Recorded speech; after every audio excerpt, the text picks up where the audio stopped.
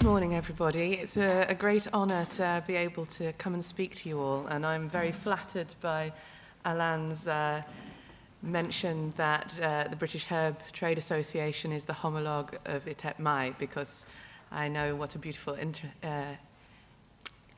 organisation we have here, and although we do a lot within British Herbs, we do a lot with quite a little. So British Herbs is a trade association. Our growers are members of the association, and they pay a small membership fee each year. The role of British Herbs is to have a technical officer and a technical function, as well as an administrative function, to really facilitate and inform our growers, to make sure they have the best access to information, and also to lobby and develop the industry as much as we can and support our members. So I'm going to try and give you an overview of the industry, an overview of the challenges that our growers face, and how we're trying to support them through that with an example of our research in as quick a time as possible. So I may have been a little ambitious.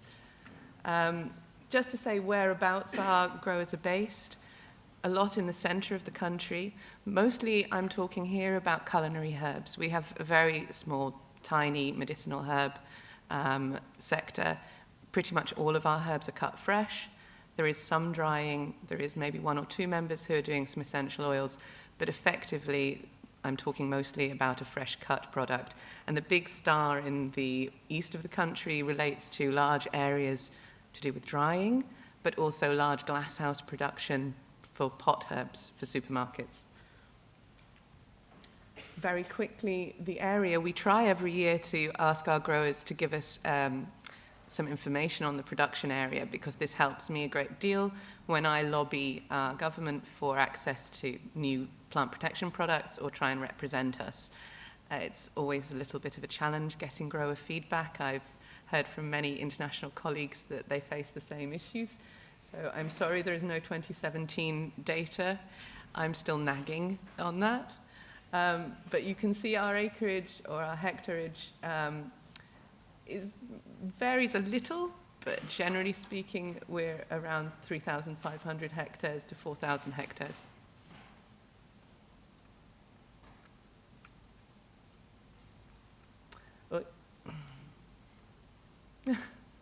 So, relative areas, we grow a lot of coriander.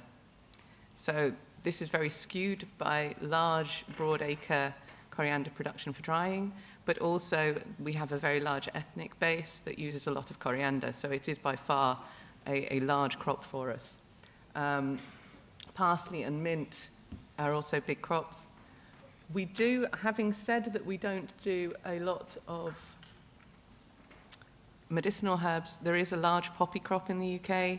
There are a few other things, but they tend not to be members of my organisation yet.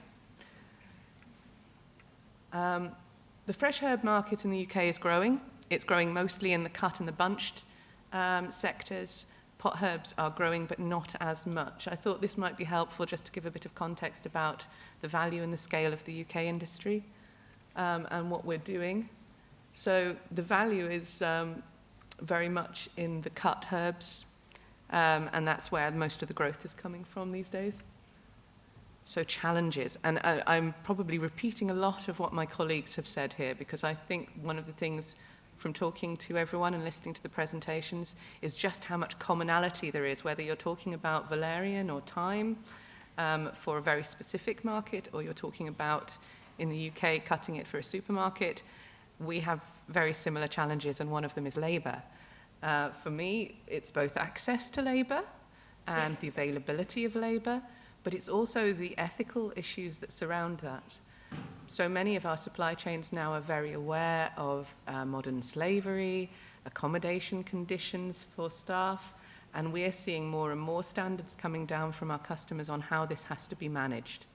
So labour in a lot of different ways, the cost, the availability, and the facilities and the standards we have to meet to access labour is becoming more and more of a limiting factor for our growers, and hard to know how to assist them with.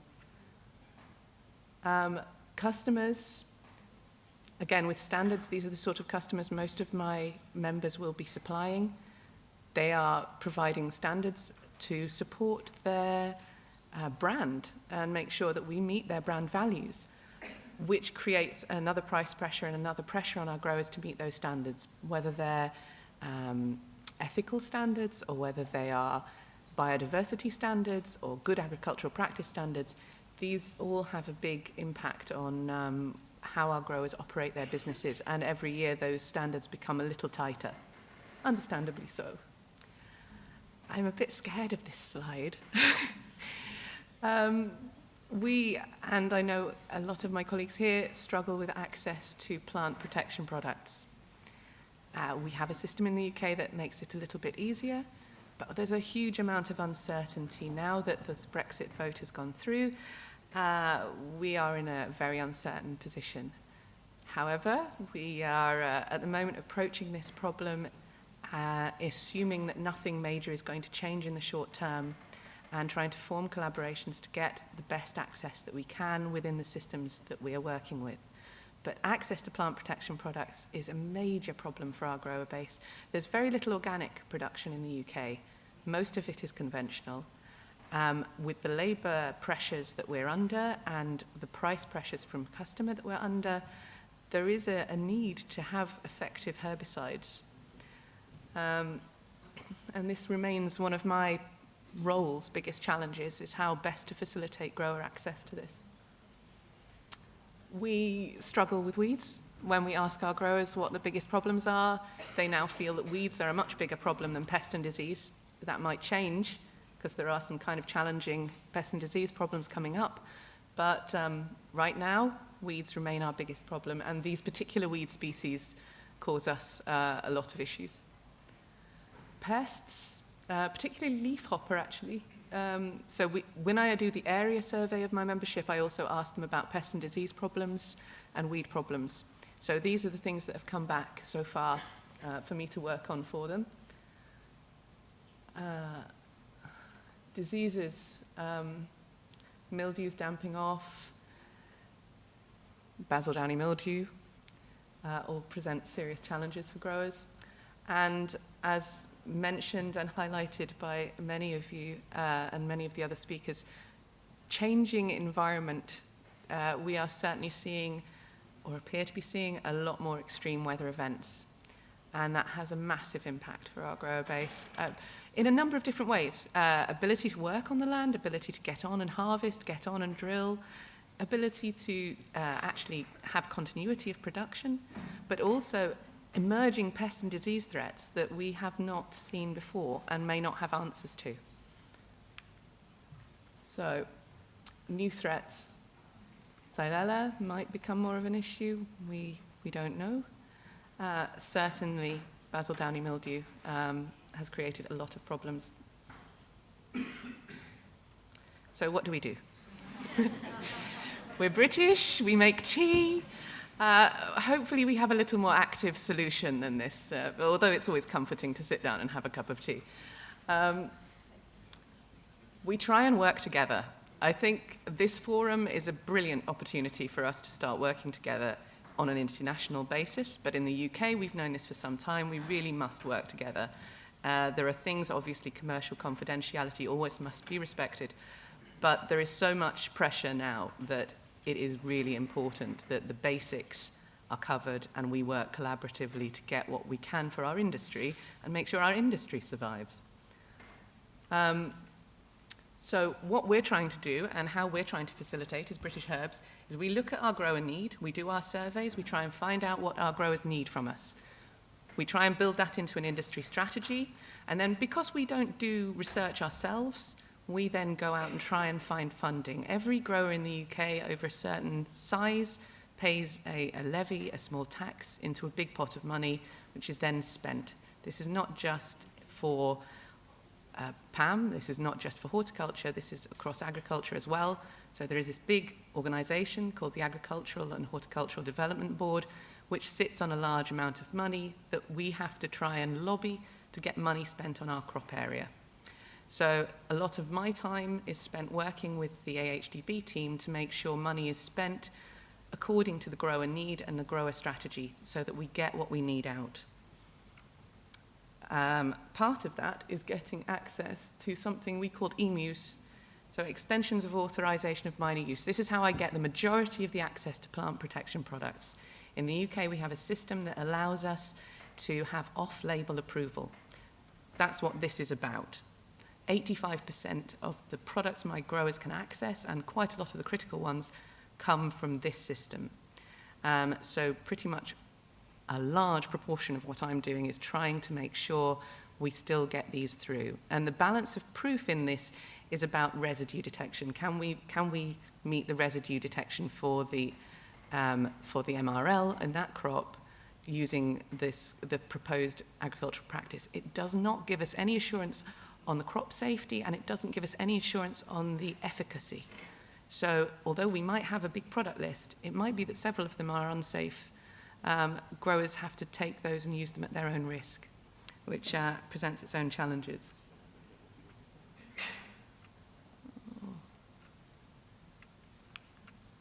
So to specifics, we have a number of big projects that are going forwards. There's one called Scepter Plus, which is a very large project. This is cross-horticulture, and it's working with a number of different agrochemical companies to have access to products. They're all coded. I don't know what they are. We have a small amount of money as part of that project looking at herbicide screenings.